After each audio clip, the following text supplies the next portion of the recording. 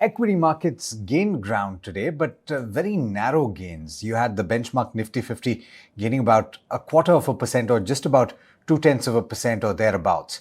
And it was a very tight range for the benchmark, tighter than usual, in fact, just about 70 points from the low point to the high point of the day. The broader markets once again outperformed, but even there, the gains were not very significant. The mid-cap index gaining about 0.4% and the small-cap index up as much as 0.7%. Now, the metal index was the top performer, gaining over 1%, but remember, this is an index that has lost ground in the recent past. You also saw auto that was a good performer in trade in terms of the sectoral performance. Among the losers, well, not too much to speak of, not very big losers, but you had the PSU banking index that ended with cuts of about 0.5% or thereabouts. Nifty Bank was completely flat in trade.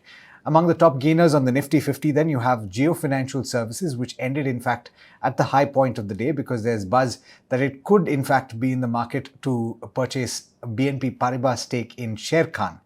Apart from that, you had Hindalco, UPL, Adani Ports, as well as Hero MotoCorp, which gained ground. Hero MotoCorp, by the way, launched a new premium motorcycle. Bharti Airtel lost ground. It was the worst performer on the benchmark Nifty 50. HUL, Axis Bank, Dr. Reddy's Laboratories, and Reliance Industries.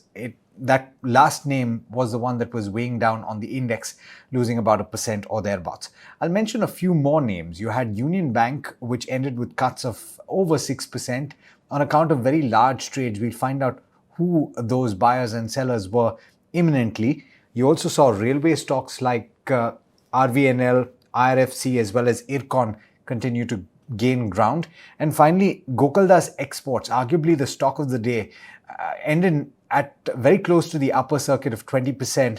And this is after it announced that it was buying a UAE-based apparel manufacturer.